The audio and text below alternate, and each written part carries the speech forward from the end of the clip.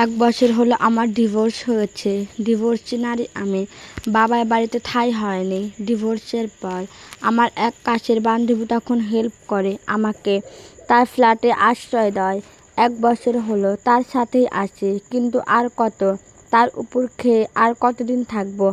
তাই হায়াতের বাকি কথাটা তার সামনে বসা ব্যক্তিটাই সম্পূর্ণ করে দিল। তাই চাকরির জন্য এখানে এসেছেন, তাই তো? হায়াত অত্যন্ত নম্রভাবে বলল, জি, চাকরিটা আমার খুব দরকার স্যার। হায়াতকে কিছুক্ষণ দেখল রোহিত।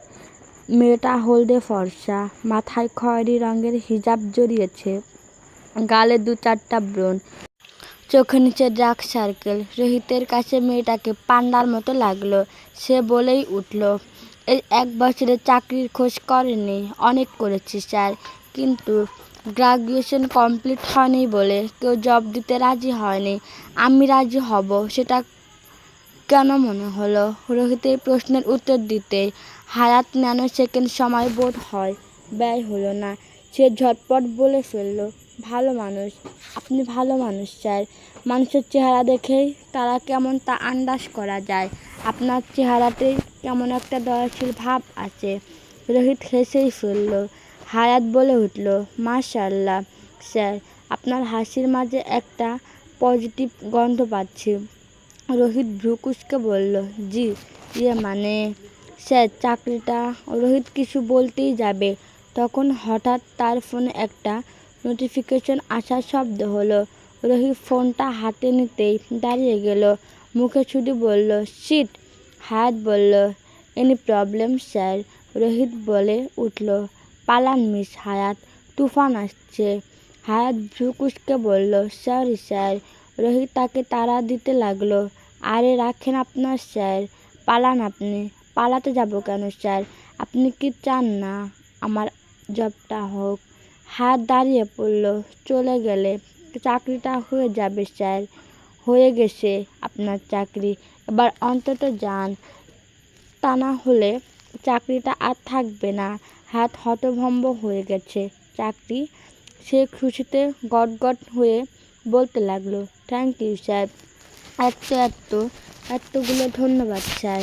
রোহিত এবার কাঁদো কাঁদো স্বরে বলে উঠল, আরে প্লিজ যান এবার। হায়াত ভ্যাবাচ্যাকা খেলো যেন। সে তার ব্যাগটা নিয়ে চলে যেতেই লাগলো, কিন্তু শেষ রক্ষা হয়েও যেন হলো না। হায়াত দরজা খুলতেই যাবে, অমন সময় কেন যেন ধুম করে দরজাটা খুলল। হায়াত মাথায় হাত দিয়ে আর্তনাদ করে উঠল, ওহ বাবা গো। রোহিত বলল, শিট মিস হায়াত। হায়াত মাথা ঢলতে ঢলতে সামনে ব্যক্তিটাকে দেখতে চাইল, তবে ব্যক্তিটার মুখ দেখার জন্য তাকে মাথা উঁচু করতে হলো। ব্যক্তিটাকে দেখে তার মুখটা হা হয়ে গেল। আপনি? রোহিত বলল, মাহিদ ভাই, কুল ভাই। আমি সরি মিস হায়াতের তরফ থেকে, উনি খেয়াল করেনি। এদিকে হায়াত হতভম্ব। মনে পড়ে গেল সকালের ঘটনা। হায়াত রিকশার জন্য অপেক্ষা করেছিল, হাতে ছিল একটা আইসক্রিম, খুব মজার সহিতেই খাচ্ছিল মেয়েটা। হঠাৎ কোত্থেকে যেন কুকুরের ঘেউ ঘেউ শব্দ শুনতে ভড়কে গেল সে। দেখল সে একটা কালো লোমওয়ালা কুকুর হিংস্রভাবে তার দিকেই উড়ে আসছে, আর তার সাথে একটা লোক, সেও দৌড়াচ্ছে। পরনে তার কালো ট্রাউজার আর কালো টি শার্ট। হায়াত বুঝতে পারল না কী করা উচিত তার। সে হঠাৎই আইসক্রিম আকাশে উড়িয়ে দিল। এক দৌড়, টানা অনেকক্ষণ দৌড়ানোর পর এক গম্ভীর স্বর ভেসে আসে, hey lady, stop there. Who are you and why are you running? হাত ভ্যাবাচ্যাকা খেল, ব্রেক কষল। হঠাৎ সে হাঁপাতে হাঁপাতে পেছনে তাকায়, দেখতে পায় সেই লোকটাকে, টি শার্ট পরায়, ফোলা মাংসপেশি দৃশ্যমান তার।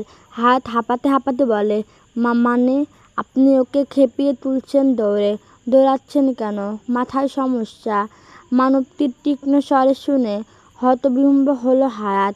সে হাঁপাতে হাঁপাতেই বলল, দেখুন মশাই, সাধে কেউ দৌড়ায় না। এই কুত্তা আমার দিকে তেড়ে আসছিল বিধায় তো আমি। মাহিদের চোখ মুখ জুড়ে বিরক্তের রাশ। সে শুধু বলল, আমরা জাস্ট রেস্ট করছিলাম। আর হোয়াট ইজ কুত্তা? Oliver, his name is Oliver. হায়াত ভাবলেশহীনভাবে বলল, কুত্তা তো কুত্তাই, নাম রাখলেই তো আর মানুষ হয়ে যাবে না। আর কুত্তার সাথে কে রেস করে ভাই?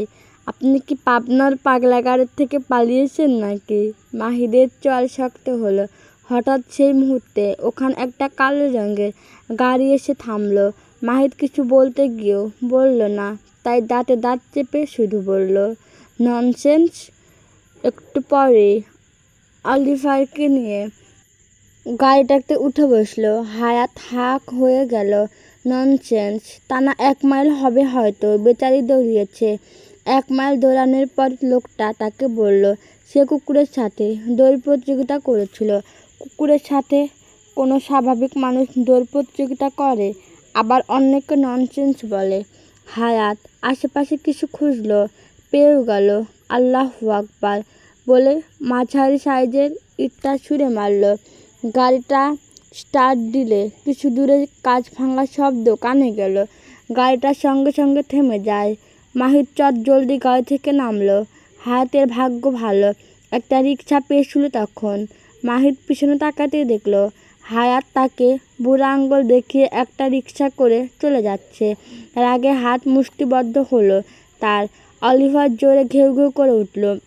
ঘেউ ঘেউ শব্দে কানে আসতে হায়াত ভাবনা থেকে বেরিয়ে আসলো। জোরে ঘেউ ঘেউ করছে মাহিদের পাশের কুকুরটা, যাকে এতক্ষণ হায়াত খেয়ালই করেনি। ঘেউ ঘেউ করতে সে ভয়ে লাফিয়ে উঠল। ও মা গো! রোহিত বলল, তোমরা কি পূর্ব পরিচিত? বলিষ্ঠ মানব পাতলা ঠোঁটজোড়া নেড়ে গম্ভীর স্বরে বলল, কোনো ইডিয়েটের সাথে মাহিদ মাহতাব চৌধুরী পূর্ব পরিচয় থাকবে?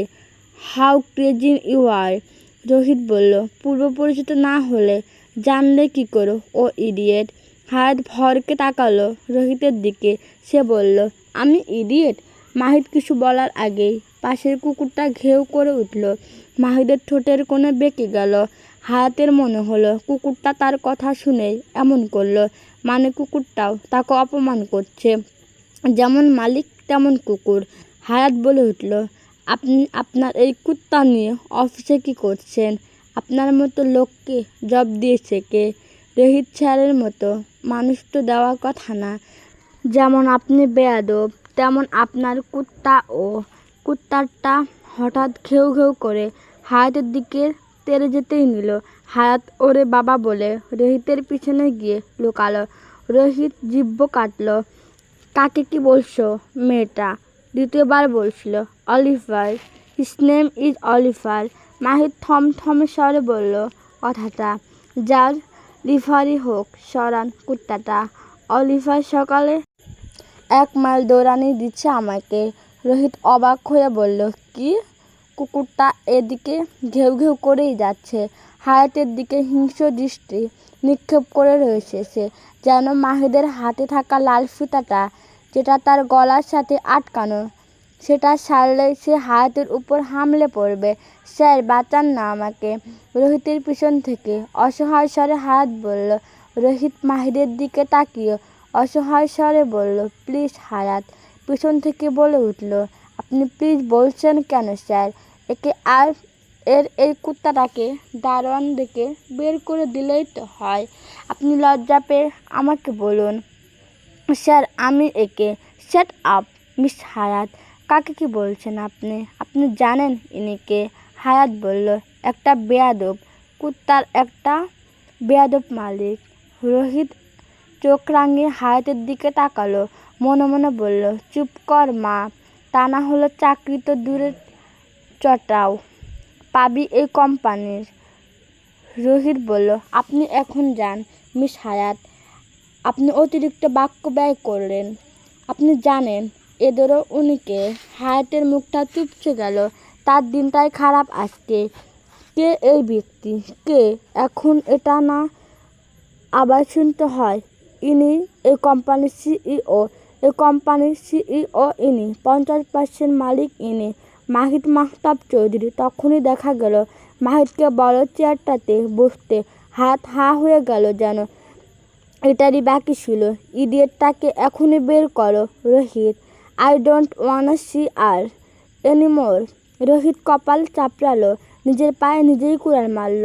মেয়েটা রোহিত অসহায় দিকে তাকিয়ে হায়াতের পায়ের নিচে মাটি সরে গেল। এই চাকরিটাও হলো না, এখন কি হবে? তবে একটা ব্যাপার, হায়াতের অনেক রাগ লাগছে। এই লোকটার কথায় কথায় তাকে ইডিয়েট বলছে কেন? চাকরি দিবি না ভালো কথা, এভাবে অপমান করবি কেন? চাকরি তো আর হবেই না। তাই হায়াত রেগে বলে উঠল, লাগতো না তোর চাকরি, গুখা। তুই তোর কোম্পানি নিয়ে, বাংলাদেশে অভাব পড়ছে চাকরির, আর তুই ইডিয়েট। তোর কুত্তাও ইডিয়েট, শালা বেয়াদব। রোহিত মুখে হাত দিয়ে ফেলল। তৎক্ষণাৎ হাত রেগে চলে যাওয়ার আগে পেছন ঘুরে ভেঙালো তাকে। মাহিদের রাগের চোয়াল শক্ত হয়ে গেল। তার সামনে কথা বলতে গেলে যেখানে মানুষের হাঁটু কেঁপে, সেখানে এই এক লত্তি মেয়েটাকে এসব কথা শোনালো। মাহিদ হঠাৎ বলে উঠল, অলিভার গো। হকচকিয়ে গেল হায়াত। এদিকে অলিভারকে বলতে দেরি, তার দৌড় দিতে দেরি হয়নি। হাত ভয়ে তখন ধাম করে দরজাটা বন্ধ করে দিল। ওপাশ থেকে ঠাস করে একটা আওয়াজ এলো। অলিভার যে জোরে দৌড় দিয়েছিল, ব্রেক কষতেই পারেনি বোধ হয়। হায়াতের মনে হলো এই প্রথমে ভয়ে সে একটা উচিত কাজ করেছে, তবে এখন তার পালানো উচিত। হায়াত আল্লাহর নাম নিয়ে দিল দৌড়। পেছন থেকে কে যেন চেঁচিয়ে উঠল, স্টপ ফাকিং বিশ! আমার অলিভারের কিছু হলো জ্যান্ত পুঁতে ফেলবো তোকে। অফিসের সবাই দাঁড়িয়ে পড়েছে, কি হচ্ছে কেউ বুঝতে পারছে না। তবে ভালো কিছু যে হচ্ছে না বা ভবিষ্যতে হবে না তা তারা বেশ ভালোই বুঝলো। হায়াত জোরে বলে উঠল, গু খা! সবাই হা হয়ে গেল এহেন কথা শুনে। মাহির চোখ খিচিয়ে ফেলল। কি জঘন্য শব্দ! গল্পটি ভালো লেগে থাকলে সাবস্ক্রাইব করে রাখবেন। ধন্যবাদ। গল্পের নাম প্রেমের রং তুলি, লেখিকা অনন্যা।